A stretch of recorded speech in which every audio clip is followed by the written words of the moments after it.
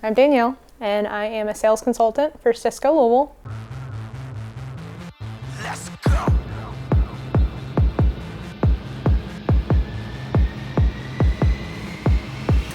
Unleashed untamed, on a war campaign.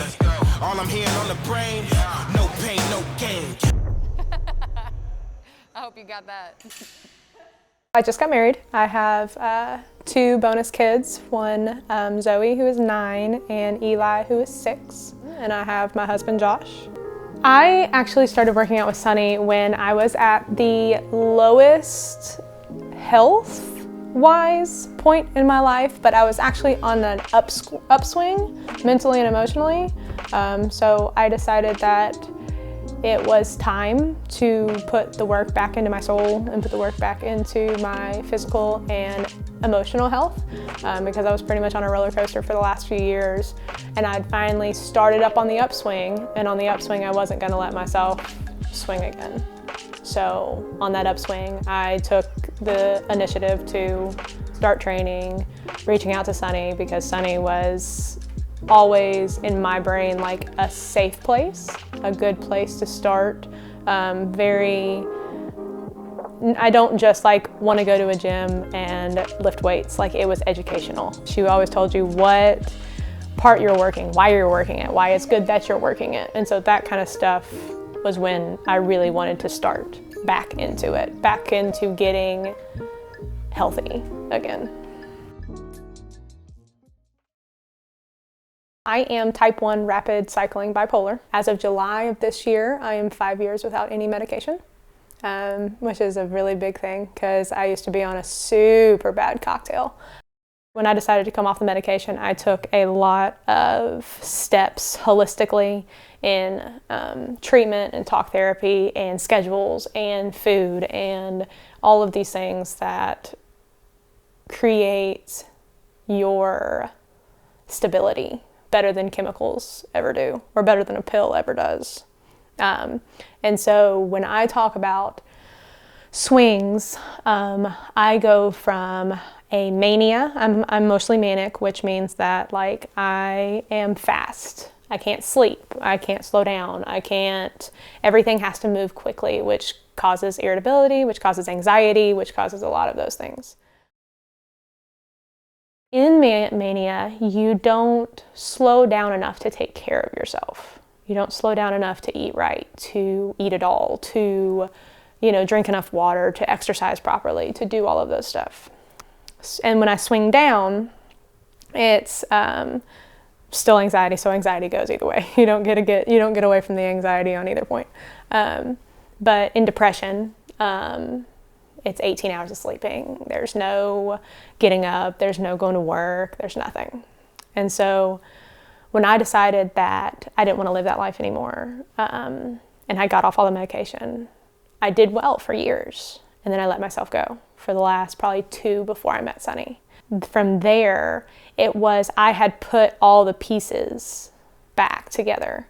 And that was the final one. That was the one of going, okay, you're to a solid enough point, you're at a stable enough point where you can start making yourself better. You don't have to just be in survival mode.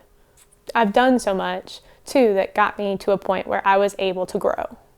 I didn't just have to shelter anymore. And so in December, when I started, that was the big turner to being able to grow and change. Don't get me wrong, medication works for a lot of people, and I will not knock medication for people that it does work for. For me, medication didn't work because I was either depressed or I was manic. It didn't stabilize me. It didn't bring me to a normal. I was either way one way or way the other. After so much of that flux, I decided to start doing my own research and figuring out how to do this without being dependent on something outside of myself, which, that's big when you come to pills. And I just wanted to be dependent on me. And there's certain foods that change and adapt. And high sugars, high fruit, have a tendency to move you more toward depression because of how they lag your body and slow you down. But power foods give you energy, but it's a good energy. It's not a hostile energy. And there's just so many stuff like that you can go through and learn that helps you regulate. I'm really big on my body is like a vessel. Everything you put in it has a purpose. You put good stuff in it, good stuff happens. You put bad stuff in it, bad stuff happens. And that was a big thing with me when I started to come off the medicine. And the medicine wasn't just a cold turkey, it was watching my diet. It was watching my sunlight, my intake, my vitamins, my knowing that no, even though it's raining, you cannot sit inside all day. It was behavioral choices that really, truly affect your emotional and mental health. The most valuable thing working with Sunny has been that you have got to forgive yourself. Doesn't matter if it's your first day in the gym and you are so out of it, and all the way up to if you're a bodybuilder, you're still constantly changing. You're constantly working, you're constantly growing and adapting, and you've got to forgive yourself. You are changing the only thing that is you. Like, you are literally going through and doing a complete overturn of your life. And so I think that was probably the biggest thing, because I'm definitely a perfectionist to almost a flaw. And that was a big thing, is that actually you did fine. You did fine. You getting tired was something that we wanted you to do. Like, we wanted to get you tired. We wanted to get you sore. We wanted to get there. The thing that Sunny really helped me with in that was like pushing. Push harder, push harder, push harder. And finally, like, perfectionism there was no room for it anymore. Like, it was, okay, I want to be good at this. And then finally it was like, oh my gosh, I don't want to be good at this. Like, and it was one of those things where she pushed and she pushed until, and it wasn't like until you broke, but it was until you hit your place. Like, that was where you needed to be for that time. And like, even you felt it when you went home. Like, you felt better. You walked out of that and you hit the floor, or you sat there and goes, I don't know if I'm gonna make it. And Sunny's over there going, no, you're gonna make it. I don't know how we're gonna make it, but you're gonna make it either way. And then you'd leave and you feel that. Like, you felt your failure, and it felt good. It felt good. It got to the point for me, like, if I didn't fail, then I don't think I worked hard enough, or I don't think I did enough, which was way different than when I started. I have a tendency to get super sore in my legs mostly, and it's because I don't really know. I guess it's because I don't have much down there, so we work them really hard and my muscles get all. Sunny like gets me doing my legs to the point where like I get woken up in the night because I'm trying to stretch my legs out far enough, and they're not long enough all of a sudden. Like, I need to make my legs like taller somehow. And I'd leave and go, don't worry, I'll text you in the morning when I can't sit down to pee. That's what I would, yeah, that was good. I would get so sore and it would feel horrible, but it was wonderful. It was like, I would feel it in my legs, but I'd also feel it in my butt. And I would like go around and I'd be like holding my butt and I'd be stretching my legs out. And my husband would look at me like I got 3 heads. It's gonna hurt. It's gonna suck. There are gonna be days that you don't wanna do it and you don't wanna push and you don't wanna keep going. But in that, there's going to be something different. And it's something that I went through that it's not talked about very often. And it's the little victories. You didn't get that last rep in because you were just fatigued, but you pushed yourself to fatigue. That was a victory. And even though it sucks sometimes, it doesn't suck all the time. A lot of people like to talk about that it sucks, it's so bad, but they don't talk about the times that they don't. They don't talk about the times that you're pushing and your muscles are screaming, but you are also screaming because you are so proud of yourself and you want to push harder and you want to get that last rep in. Or the moment where you didn't want to go in the gym that day, but you did. And you walked out of there feeling better. You felt better. You felt lighter. And eventually, once you start going into the gym, it starts becoming therapeutic. And you don't have to be fit. You don't have to be in your best shape for it to start becoming therapeutic. It starts becoming therapeutic when you want to run on the treadmill for 7 minutes after you've had a horrible day at work, and then you get out of breath and you're like, cool, I'm done. You go, and it's those kind of things for people that are just starting out all the way up. The challenge is still the same. No matter what stage of your fitness you're in, the challenge is still the same of going and making yourself work hard. Sometimes you don't want to do it, but you do it. Sometimes it makes your entire day better. And so for someone that is just thinking about it, they don't tell you about what makes it worth it. And for me, that's what makes it worth it.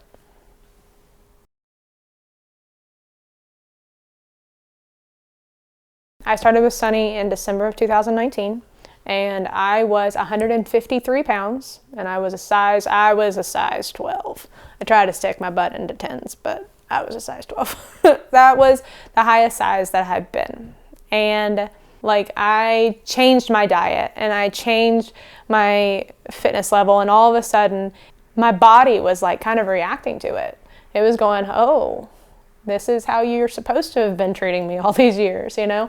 And there was a lightness, there was a lighter feeling in it from the first 60 days.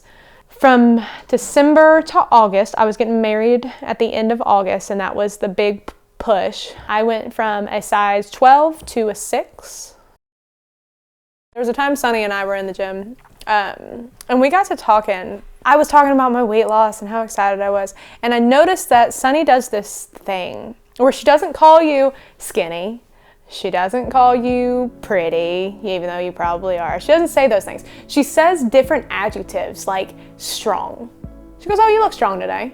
That was a really big thing for me because all those other adjectives are so superficial, you know? Even though I was seeing the results physically and seeing the results, in the before and after photos, Sunny and I got to talking one day, and I told her how I believe that all you are ever doing is working on your soul.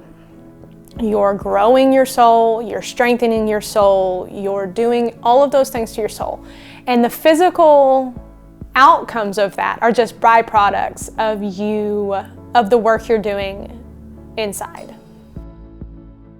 In the 8 months, I lost 3 pant sizes, 10, 12, 8, 6. So yeah, 4 pant sizes. I lost 33 inches total body. I lost 20 something pounds, gained 6 something pounds in muscle. But those were all just numbers to me. I started to go back to feeling like I was supposed to feel. I went back to going to that sarcastic, witty, back into my personality. I started to feel like I was in my skin instead of, on the outside just dealing with it. And so that was the big turner in those 8 months, is that I went back to, I wasn't so in my shell and so complacent. I was starting to fight for myself again and get witty and get, my sarcastic comebacks, and I had those quick responses again. And I started to feel more like myself. And that was the biggest thing I accomplished in that entire time. Investing in a trainer is worth it for a multitude of reasons. So you can sit there and go, well, I don't need a trainer. I don't need it. Yes, you do. Firstly, mostly. I grew up, my mother had a gym. I grew up in the gym. My dad was an athletic director. I grew up in fitness. I grew up in it. I knew it left and right. But there were moments when Sunny would go in the gym. She'd go, hey, go start that for me. And I would go and touch some machine, and I would be on it wrong. And I was trying, but I was wrong. Dead wrong. And she would come up to me and just be giggling, and I'm going, I'm putting effort in, thank you very much. It would be so wrong. And so that's the first reason you need a trainer, is that there are so many different things that they know that you can say you know, but you might not. And it's not even that you might not know it, but you might not know the most effective way to go about it either. And so the educational piece on training and trainers is worth it alone. But then you also have a support system. You don't have your friends in the background that goes, yes, and as soon as you're done working out, let's go drink tequila and we just won't worry about it anymore. You know, you have the trainer that's your support system that is in there with you on your journey every single step of the way to push you, to challenge you, but also at the same time to support you, to keep you going.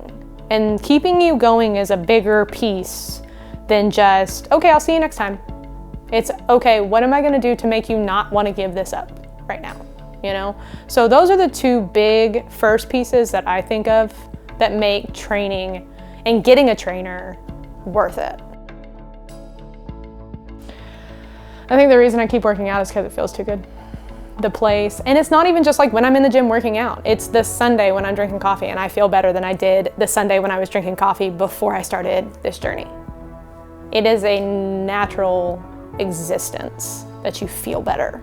You feel better when you are healthy. You feel better when you have good food in you and you expel the bad stuff when you go and lift or run, or, you know, the existence, it's too good to let go.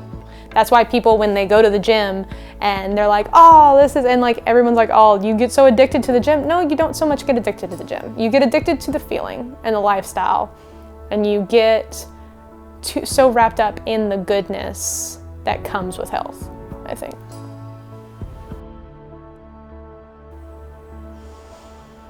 If there would be one thing that I could say to somebody to get them on this journey, is that there is a existence that is so much bigger and better and brighter and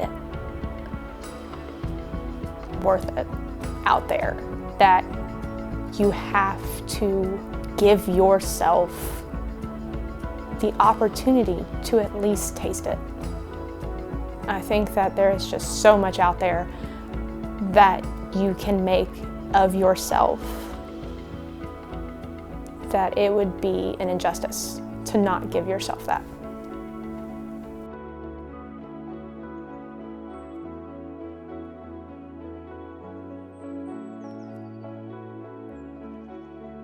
Good job. Oh, Danielle, I love you so much.